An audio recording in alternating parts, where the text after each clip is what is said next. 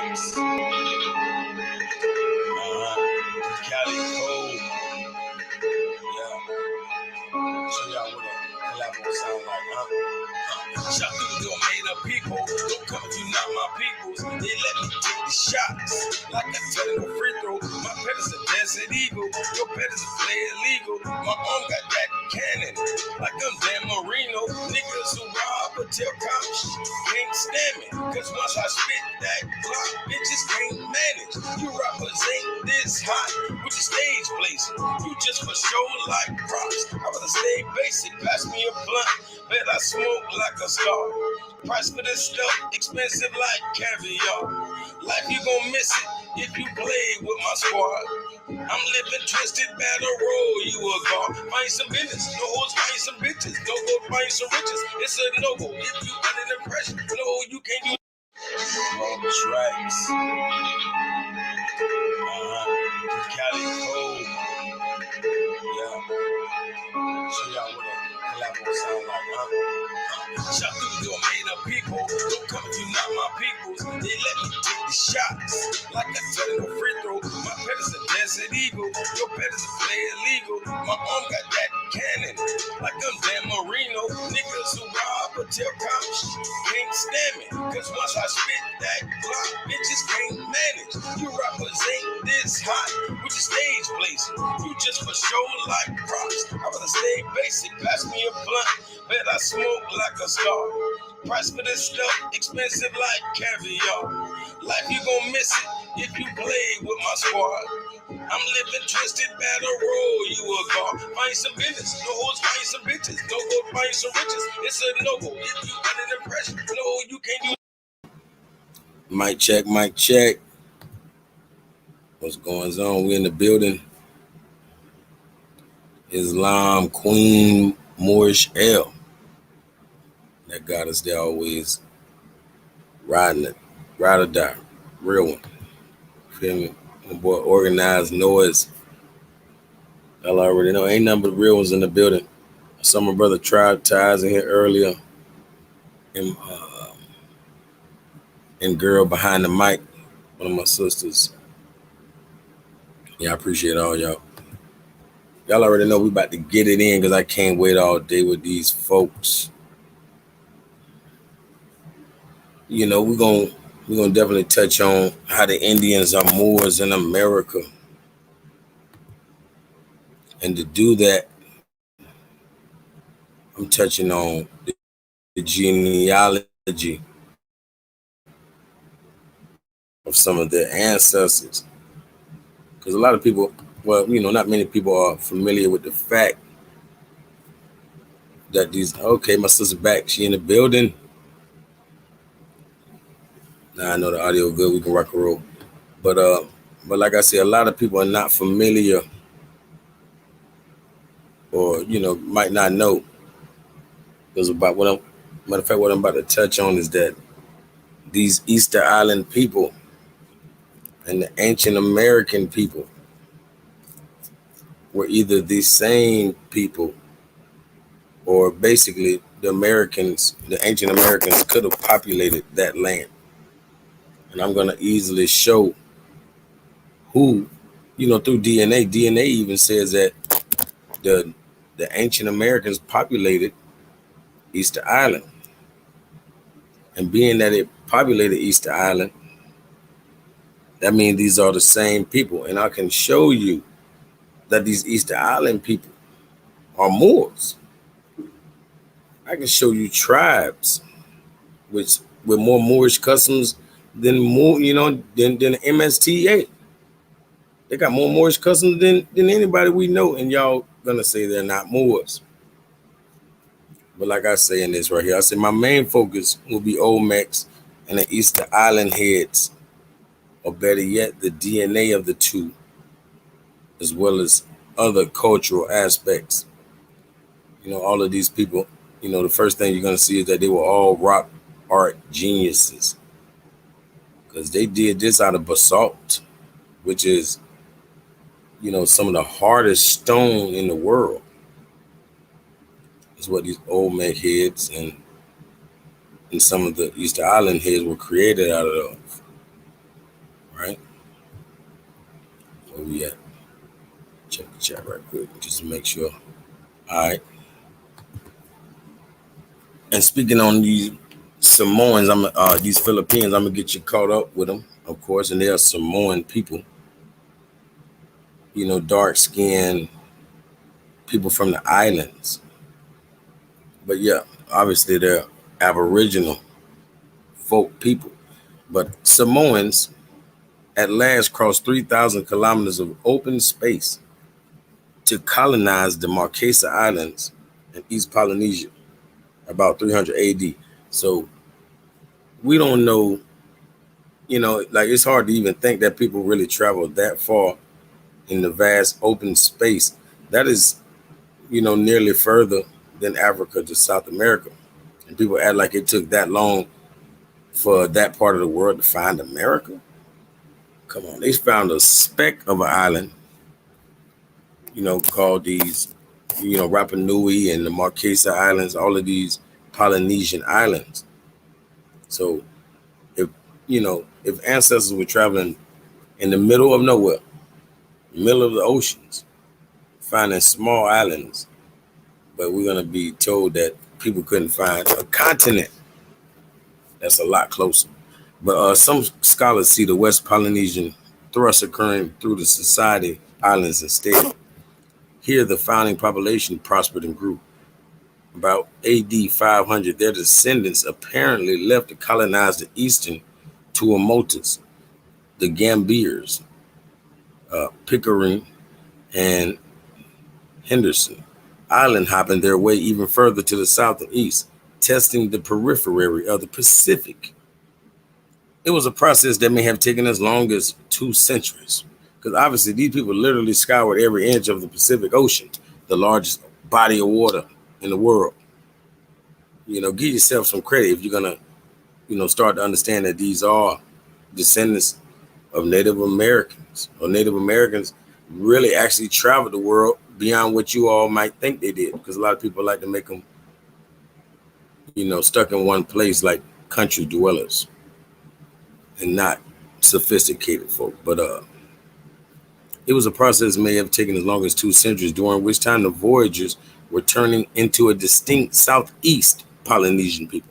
At the same time, and for several centuries thereafter, other Marquesan deportees and their descendants were colonizing the Society Islands, Hawaii, the Australs, the Cooks, and many others, including in the end New Zealand and the Chathams. It was the widest migration of one ethnicity in Earth's human history. So whoever was traveling and had Native American DNA was traveling to this part of the world, they colonized all of the Polynesian islands, all of Hawaii, all of the Australs, well, we mean like Australia, the Cooks, and many others. So these people are aboriginal to the planet, because they're aboriginals in each one of these lands that we're naming. They're the aboriginal to Hawaii. They're the aboriginal to Australia. They're the aboriginal to the Cooks Islands. Mm-hmm. And we know what the last kings and queens of Hawaii looked like. They looked very similar to these Polynesian people. They were dark-skinned, seafaring people. Okay. So, boom. And speaking on Aboriginal people, the Aboriginals, like I say, would be dark-skinned. And the Polynesian family of dark-skinned people are called the Maoris, right? And they're members of the brown portion of the Polynesian family, their language being a dialect of that spoken in the Sandwich Islands. And there are strong reasons for supposing that the family migrated from India at an early date. Make sure, okay, audio is good. At an earlier date. Mr. Thompson of Otago, who has spent many years in India, says in a valuable paper in the Transaction of the New Zealand Institute that there is in that country a people who bear a very strong resemblance to the Maoris.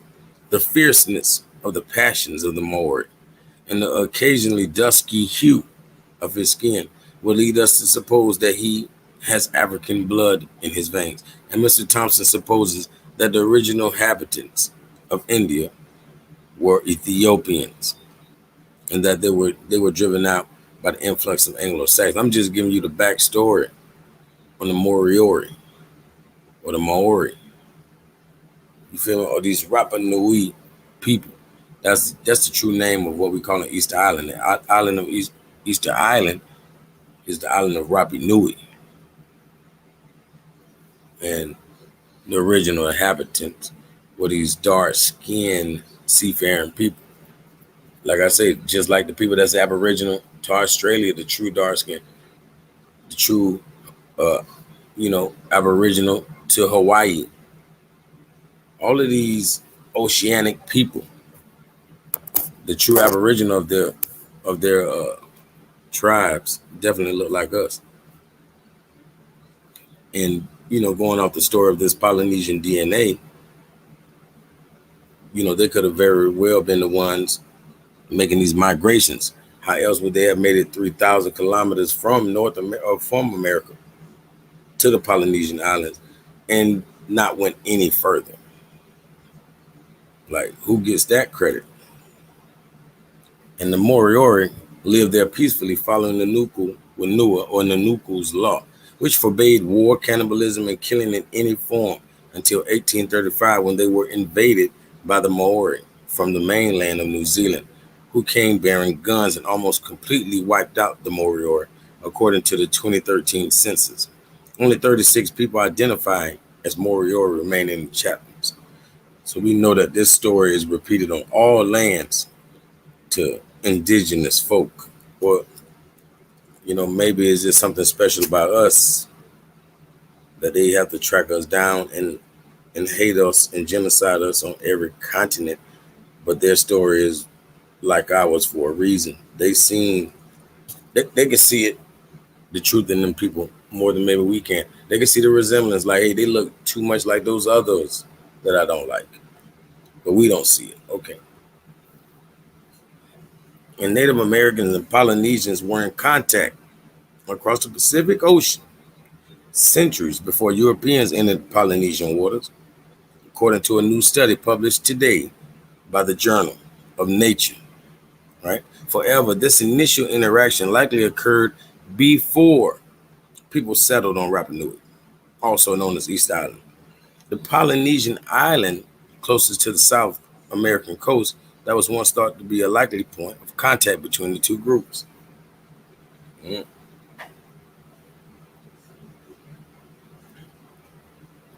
And Rapa Nui, also known as East Island, the Polynesian island closest to the South American coast that was once thought to be a likely point of contact between the two groups. I'm showing you the distance between Australia and South America. You never hear anybody making that travel from Australia to South America. You never hear anybody making the travel from China to California. These things don't happen. It seems likely, but the flat Earth might be true, and that might be impossible because we ain't making that trip. We have to find out on our own. So let's stop believing. But I know what the books say. I know what their maps show. So just showing you the grave distance that 3,000 kilometers is, and that's the closest point to South America. A new DNA study points to the island of Fatuhiva in the Marquesas as the earliest location for contact between the Native American and Polynesians. Whether that combination of ancestry came directly from Native Americans arriving in Polynesia or was brought back west by Polynesians returning from South America remains unknown at this time. So, that's almost saying that they populated everywhere. Or the opposite could be that we populated everywhere.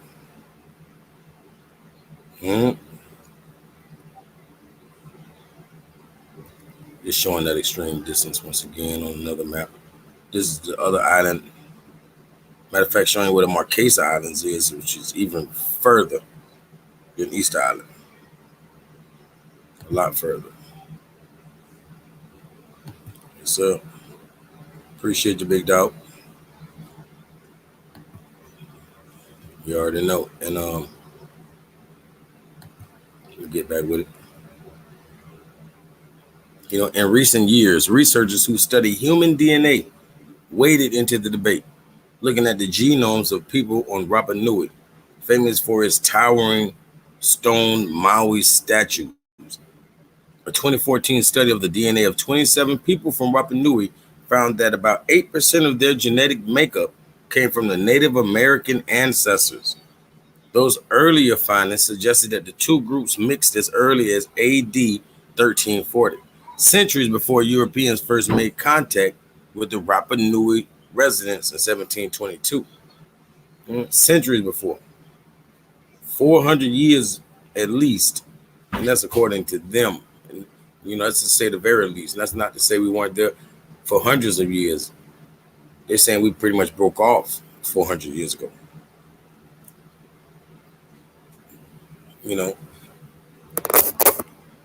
And this is from the Congressional Globe.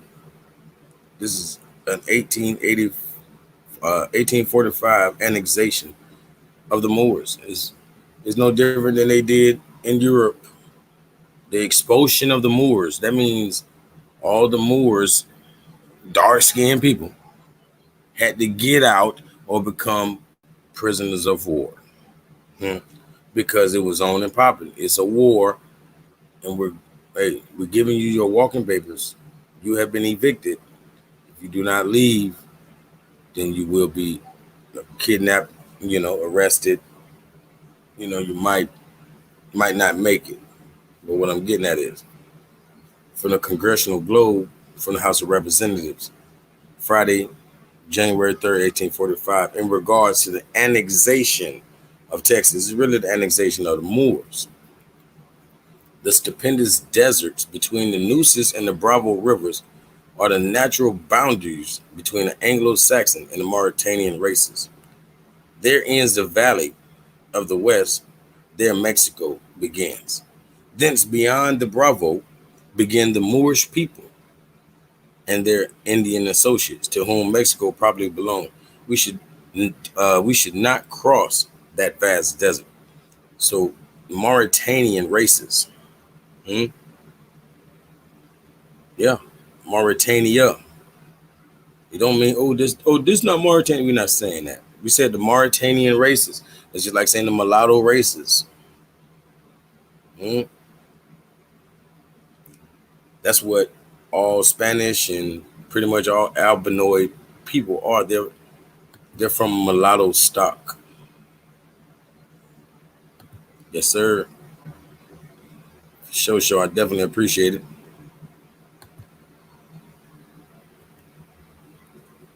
And speaking on those Mauritanian races, I just want to show you what they meant when they said Mauritanian, because this is an actual Aztec. These are the last of the Aztec king and queen. The last Aztec king and queen, Maximo and Bartola, right? This is sad because you know how they always do. They say the Aztecs, this is a newspaper, saying the Aztecs, a newly discovered tribe of human being. So they discovered us, you all. They discovered us. Wow. But another thing about the word discover that we don't know or we don't pay attention. Discover means to betray. When someone betrays someone, they discover, that person was discovered by that person. It means uncovered. It means revealed. It doesn't mean what we think of when we say discover, like this is the founder or creator or anything of that sort. Nah. But this is what the Mauritanian races is. All right. Go to the next page.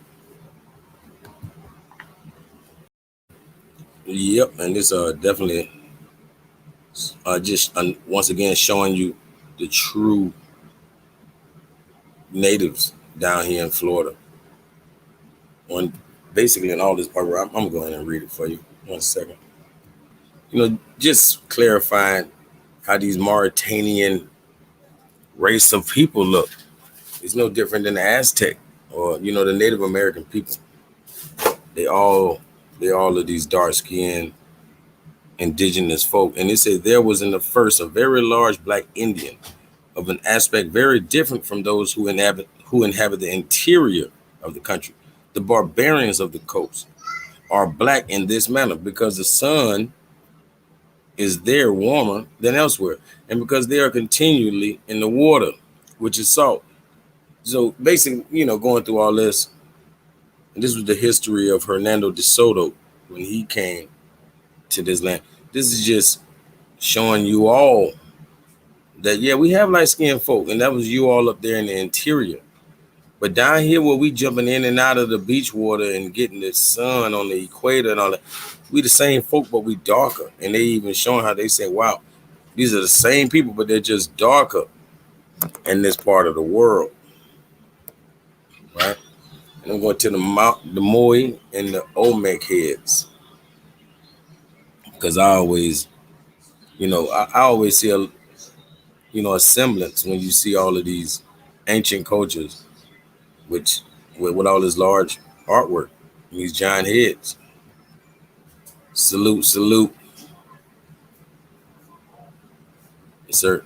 And let me get back with it because we on these Maui statues. And Maui are megalithic statues, often placed upon a hoop, which are ceremonial platforms. They are said to be a ringa aura, the faces of the ancestors. And as with many things on earth, time took its toll on the statues and buried them in sands, sediment, and rocks, which is sediment and rock, hiding and preserving the torsos of the Easter Island heads. However, a team of archaeologists at UCLA developed the Easter Island Statue Project to better study and preserve the artifacts. Through this work, the team excavated several of the heads to reveal the underlying torso and body. Before then, people thought they were actually just Easter Island heads, nothing else. And this is just a Easter Island head that was actually done in darker colored rock, which I feel like they did it to show how dark skinned the people were who created it. But this is a close up of the bust of Tukaturi at Rano Raruku, which is the only kneeling moai and one of the few made of red scoria. Tukaturi is possibly related to Tangata Manuko, in which case it would be one of the last moai ever made. And I asked this question, I say, did Mayans create the Easter Island heads? It's a question that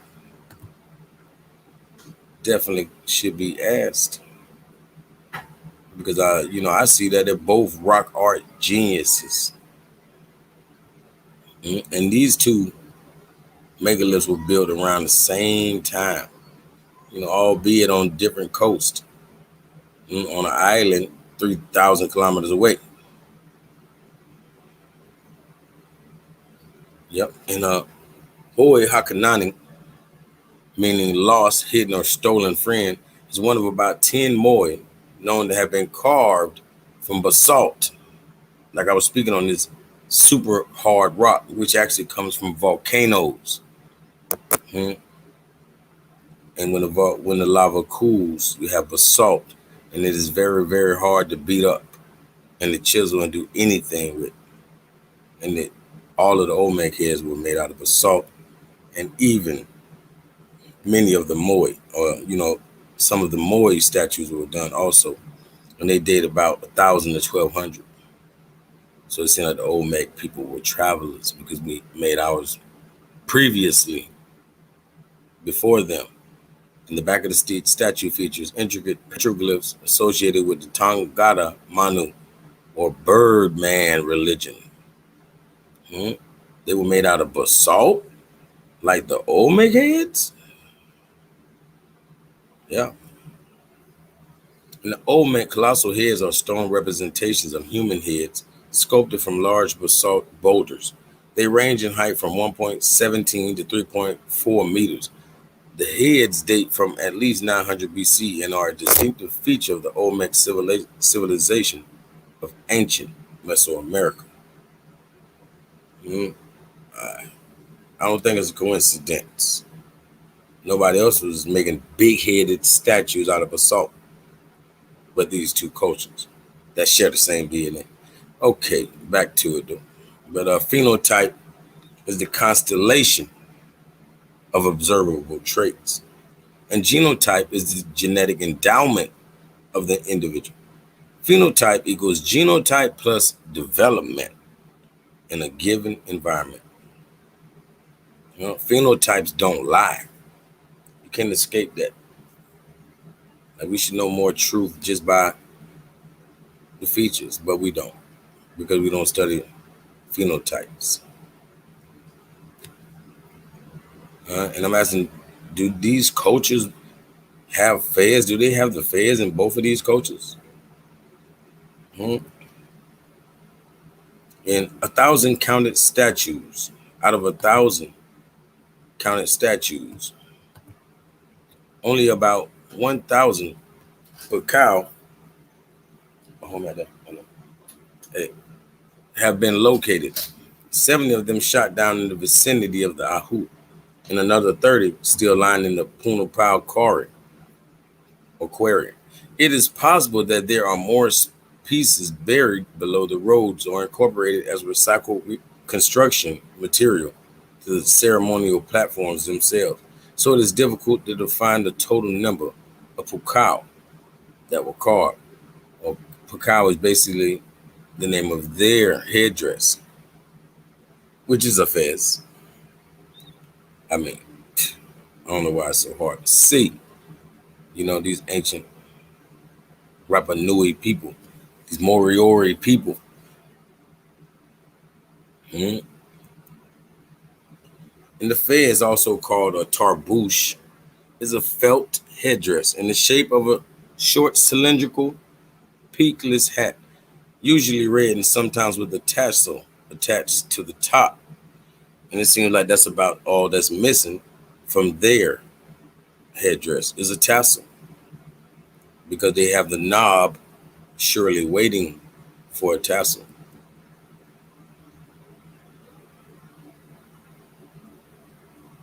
Yep. And of course, I appreciate if y'all hit that like button, you know, especially if you're enjoying it, you know, and it'll just help pass this video to somebody else. And if you're not enjoying it, just share it to another hater like you. I appreciate that too. Just, you know, pass it on. Eventually it'll fall in good hands. But what I'm saying is, any questions can always be asked. Y'all let me know. And this here is a Seminole family posing for a photographer. The women wear long skirts and many necklaces of beads and coins. That moolah, baby. The man wears a vest, a long shirt, and a tall turban, fashionable among the 19th century Seminole. These same Native American people still carrying on these same cultures, you know, before Rapa Nui, during, and after. I mean, you can't deny this exact same headdress that they call a pakao, and that these people call a turban, and that I call a tarbouche or a fez. Yep, the fez in America. I don't know why people act like they can't notice that that Olmec head has always had a fez on it with a tassel. I don't know why only the Moors don't have their blinders on. Everybody else have their blinders on. You can't see that's a fez. Wow. Well, Chief John Two Guns, aka White Calf, definitely has a fez on, and many other indigenous. This is just a few to show, you know, that I'm showing. And the great Native American god or Mayan god Quetzalcoatl or Cococan of the Aztec They, Quetzalcoatl wore a fez, the box square like headdress on his head is a fez. Even on this end, same thing on this one and that one. That is a fez. Quetzalcoatl wore a fez. This is also another image of Quetzalcoatl with the fez. And an Olmec jaguar, knowing that jaguars were significant in all of the Native American cultures. And the Olmec jaguar was pictured wearing a fez. That's how noble this animal was to them. And the Seminole dolls portraying clothing and hairstyles worn by traditional Seminole men and women with cotton patchwork. I already showed you earlier that they were darker people, in and out of the salt water, the beaches, and the sun. And, they were darker in this part of the world. Those same dark-skinned Indian people we call Seminoles had these dolls portraying, wearing their same dress. The dolls are dressed up like Seminole people with fez and head wraps and dresses. Okay. Yeah, we know the fez is an original American headdress. The fez, the kufi, and the original's just circular cap that pretty much sat there like how the Jews have their little small hat. It was all started with right here. It all starts off as a small circle on top, and then we make it down like a basket, so to speak. So this is how basket weaving works also, but it's also a headdress. The Aymara headdress. This is the typical headdress worn in pre-Hispanic times by the Aymaras who came down to the northern coast of Chile. It is a flat-top, cone-shaped, fez-style hat. These hats were constructed from the top down, starting with a small disc that was used for the top. Multiplied camelid yarn was used to create the basic structure using the needle. The central disc was made first as a coil. Then the sides were constructed with successive rows of intertwined yarn. Some of these hats have designs in different colored yarn on this side. Yada, yada, yada, yada, yada. Yep, and the Tiwanaku.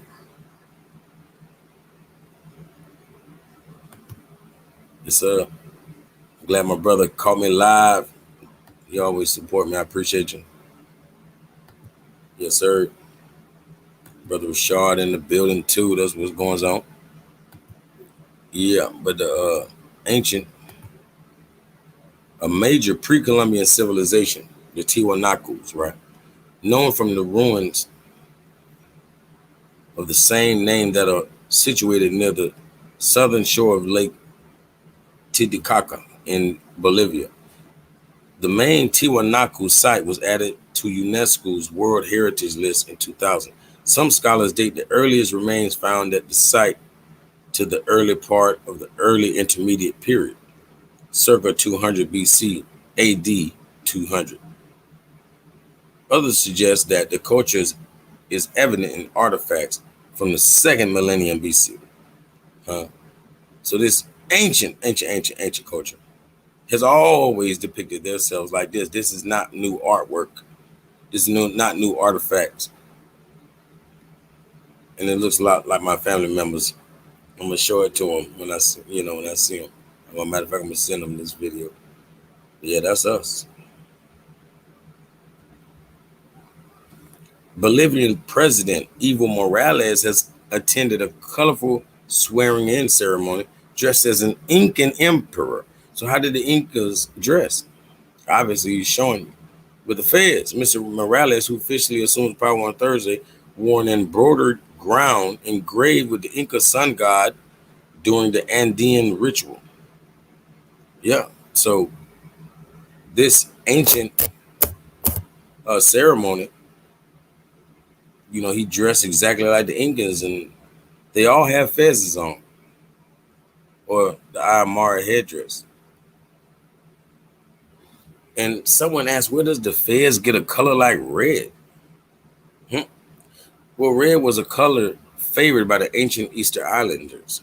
They applied it to wood carvings and their paper mulberry clothing, as well as using it to paint their bodies.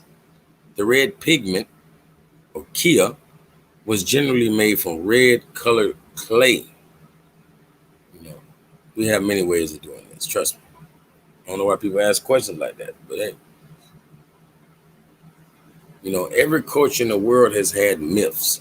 Sometimes, stories and legends to explain the world through metaphor and form the basis of religions, passed down through generations of oral tradition long before humans invented writing. Many of them have similarities: an origin story, an apocalyptic story, a flood myth, trickster gods who get blamed for almost everything, and variations on the afterlife. But no two versions are exactly alike, unless you happen to be comparing Greek and Roman, which are extremely similar for reasons that are perhaps obvious to anyone who reads the Aeneid.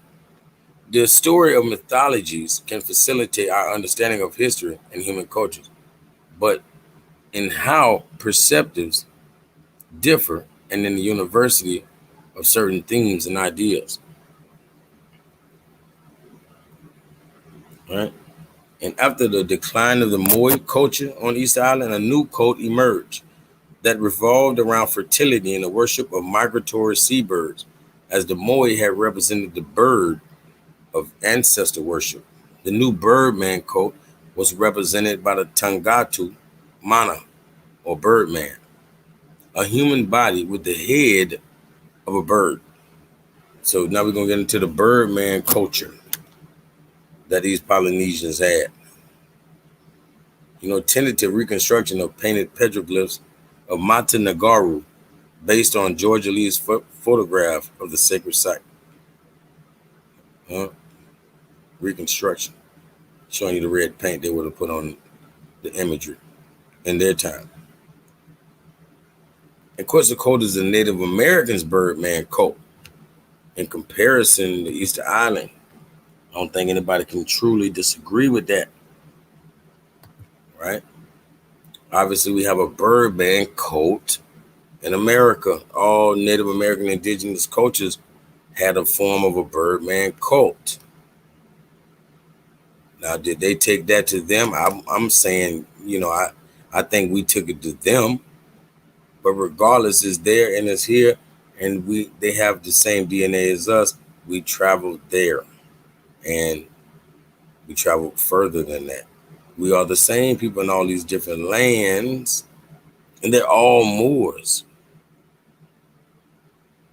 I'm gonna keep showing you, and maybe the bird woman cult existed too. Did we think about that? The bird woman cult. Yeah, I'm gonna be the first one to say that. Birdman culture. Need I debate? Like, is that open and shut? Do we have a Birdman culture in this part of the world? Come on now. I guess that's a rhetorical question, ain't it? Okay. I'm just showing y'all some blasts from the past there. How those people, not even related to those people, but they all look like, you can tell we're the same people. An Indian Moorian with a feathered headdress. A little bit of Birdman culture. You know what I mean? You know what I mean?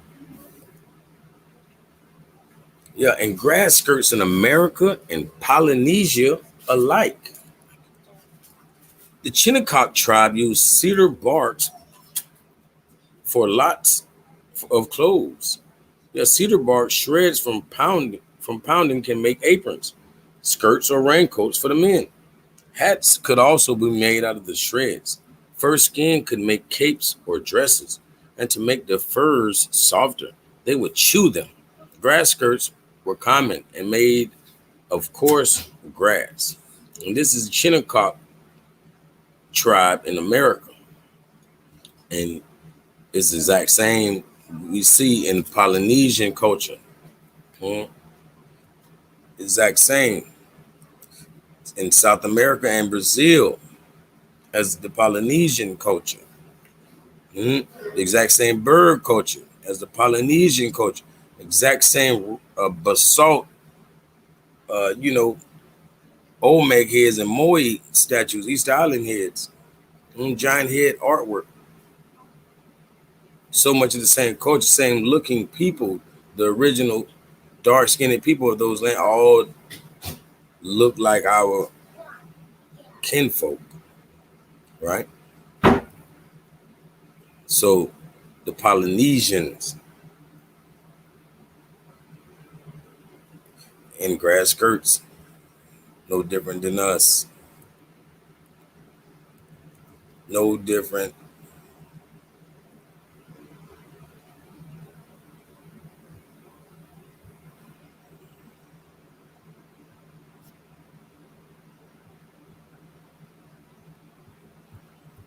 I definitely appreciate the real.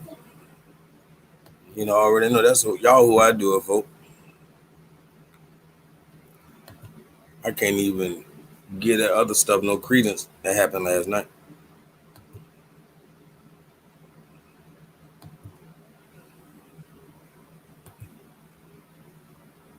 You know,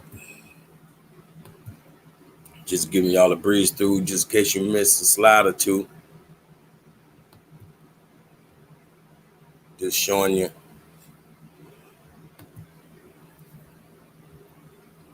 Matter of fact, let me go full screen for you.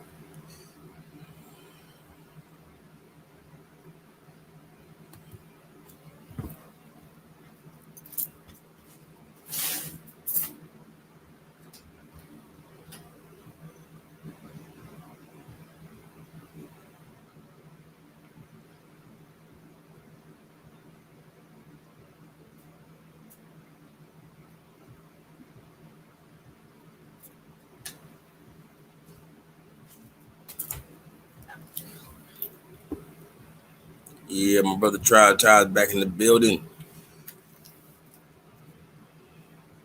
I might have to move the banner for y'all.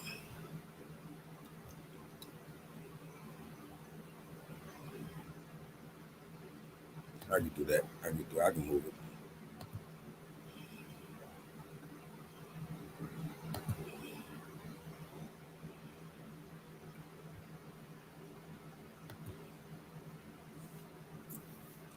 Yeah, I mean, see, a real presentation would have went like this, and then what would have opened up the flow. Then he could have brought all the naysayers to have a discussion about the information that I brought. Nothing beyond that. Not anything beyond that. It shouldn't be discussed unless it is necessary, but not just to be a pest, be frivolous. I couldn't believe that people this grown and they just want to laugh. Everybody want to laugh. People want to read people text messages, gossip. They don't want to read this knowledge.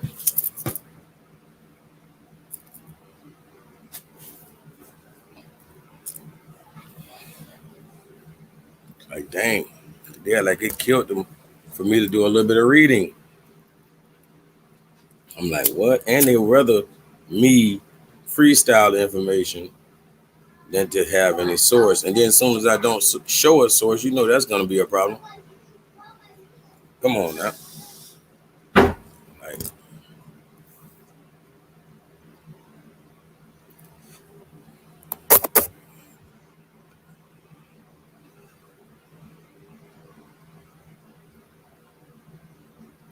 see what I got.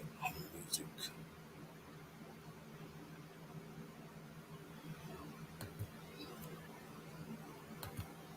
All tracks.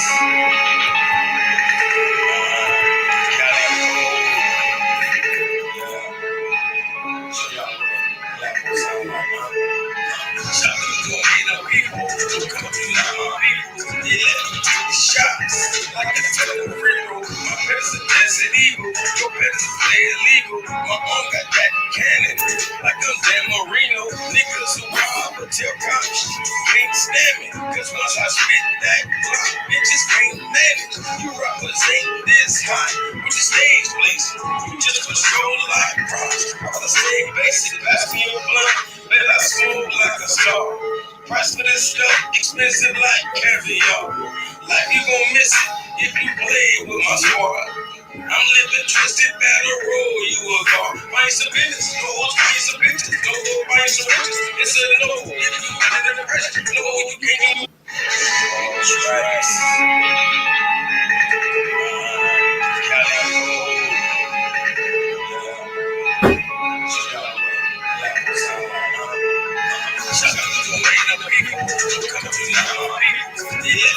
Shots like a total free throw. My president's an eagle. Your president play illegal. My arm got back cannon like a Dan Marino. Niggas who rob tell cops can't stand it. Cause once I spit that block, bitches can't manage. You represent this hot with the stage blazes. You just for show like props. I wanna stay basic, pass me your blunt. Bet I smoke like a star. Price for this stuff expensive like caviar. Like you gon' miss it if you play with my squad. I'm living twisted battle roll, you a god. Pints of bitches, no pints of bitches, no pints of bitches.